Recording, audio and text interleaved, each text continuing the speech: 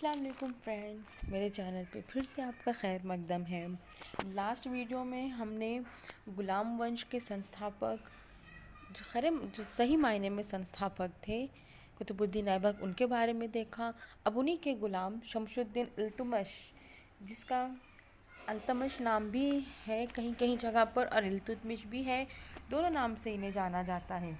ये जो है तो कुतुबुद्दीन ऐबक के ग़ुलाम थे, बहुत ही भरोसेमंद ग़ुलाम थे, जिन्हें अपने औलादों से भी ज़्यादा कुतुबुद्दीन ऐबक इनके ऊपर इल्तुतमिश पर भरोसा करते थे। जब कुतुबुद्दीन ऐबक का इंतकाल हुआ 1210 में, उसी के बाद में उनके गादी पर अल्तमश बैठे। अल्तमश को ही उस वक्त के जो खलीफा थे, जिसको देवदूत भी कहा जाता है, तो उन्होंने सुल्तान आज़म और सुल्तान हिंद इन नामों से भी उन्होंने उनका आदर किया है। गुलाम वंश के दूसरे सुल्तान इल्तुतमिश यानी अल्तमश 1211 से 1236 तक उनका टाइम रहा। अल्तमश को पहले बुखारा के व्यापारी ने गज़नी को बेचा था और गज़नी के व्यापारी जो थे उन्होंने कुतुबुद्दीन ऐबक को बेचा था और फिर कुतुबुद्दीन ऐबक के ये ग़ुलाम बन गए। इल्तुतमिश कुतुबुद्दीन ऐबक के बहुत ही भरोसेमंद थे और उन्होंने उनको ये सारी उपाधियाँ दी थी, यानी ये सारे जो नाम हैं, अमीर उमरा, अमीर शिकार, ये सब नाम उन्होंने अपने ग़ुलाम अल्तमश को, इल्तुतमिश को दिया था और अपनी गादी भी उन्होंने दी थी। अगर हकीकतन कहा जाए तो उनके बेटे को देना चाहिए था, जिनका नाम आराम खान था, लेकिन उनका बेटा सिर्फ 8 महीने ही गादी पर रहा और वो ज़्यादा उनका ध्यान अपनी सल्तनत, अपनी रियासत से दूर था। वो उन पर ज़्यादा ध्यान नहीं देते थे, जिसकी वजह से खुद कुतुबुद्दीन ऐबक ने ही अपने बेटे का खून करके, अपने बेटे को कत्ल करके अपने ग़ुलाम को उसकी जगह पर बैठाया और ये खरा संस्थापक माना जाता है। कुतुबुद्दीन ने अल्तमश को बदायून का गवर्नर भी मुकर्रर किया था और इनको संस्थापक बोलते हैं। और खलीफा ने जो इन्हें नाम दिए थे, जो उपाधि इन्हें दिए थी, जो आदर इनको दिए थे, सुल्तान हिंद और सुल्तान आज़म इस नाम से जाने जाते थे। और उस वक्त जब इंडिया पाकिस्तान एक था तो वो लाहौर, उस वक्त की राजधानी लाहौर और दिल्ली तक उनकी राजधानी थी। अल्तमश ने ही इक्ता पद्धति की शुरुआत की। इक्ता पद्धति यानी महसूल को जमा जो करते हैं उसे इक्ता पद्धति, इक्तदार भी बोला जाता है। इन्होंने 2 नाणियाँ यानी कॉइन्स उस टाइम में निकाला, चांदी और तांबे की कॉइन्स को निकाला। चांदी की कॉइन्स को उस वक्त में टका बोला जाता था और तांबे के जो कॉइन्स थे उसे जीतल बोला जाता था। इन दोनों जो कॉइन्स थे, इन कॉइन्स के ऊपर खलीफा के नाम हुआ करते थे। 1215 में अल्तमश ने ताजुद्दीन एल्डोस के साथ जो है तो युद्ध किया और एल्डोस हार गया और अल्तमश की जीत हो गई।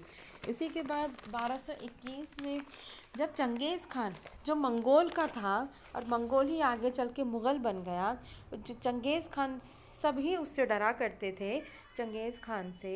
और चंगेज़ खान जलालुद्दीन जो मकबरनी का था उसके ऊपर दोनों का युद्ध हुआ, वो ने उस पर हमला किया और जलालुद्दीन ने मदद मांगा इल्तुतमिश से। वो उसके पास आया मदद मांगने के लिए, बट इल्तुतमिश ने उसकी मदद करने से इनकार कर दिया। वो इसलिए कि अगर उसने मंगोल का चंगेज़ खान से अगर पंगा ले लिया तो वो उसकी रियाया को भी, सुल्तान शाही को भी उससे ख़तरा हो सकता था। इसीलिए उन्होंने मकबरनी का जो जलालुद्दीन था उसकी मदद करने से इनकार कर दिया और फिर चंगेज़ खान और उनकी लड़ाई जारी रही।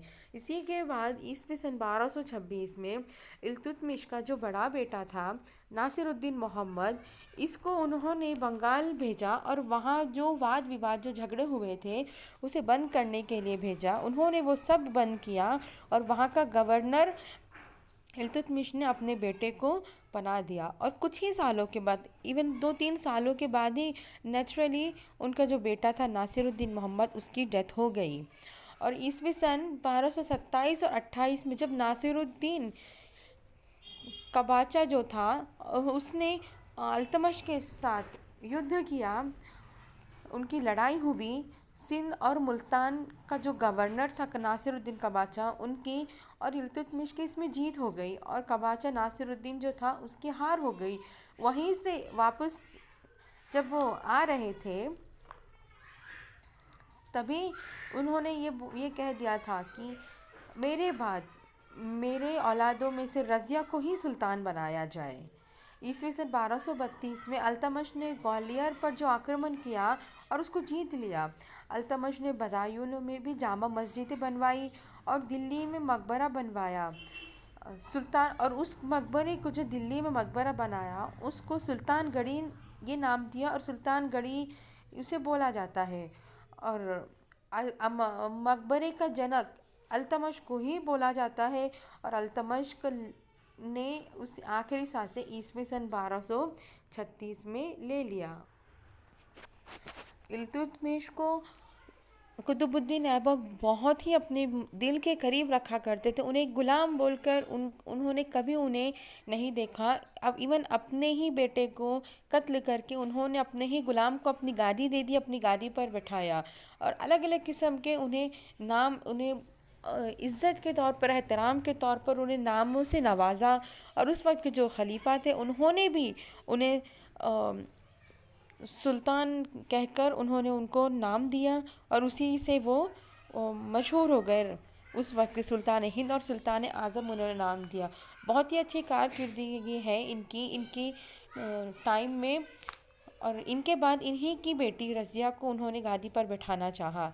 जब वो युद्ध करके लौट रहे थे, जंग करके लौट रहे थे ग्वालियर से, उसी वक्त उन्होंने लौटते लौटते ही रास्ते में उन्होंने अपने जो उनके ख़ास थे उनको उन्होंने बताया।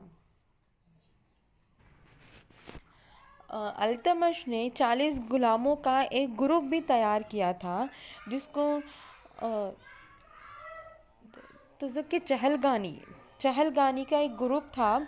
उन्होंने भी बहुत अच्छी उनकी कारकिर्दगी अपने टाइम में उनके गुलामों ने भी निभाया है। और एक चीज़ है फ्रेंड, ये जो कुतुब मीनार है हमारा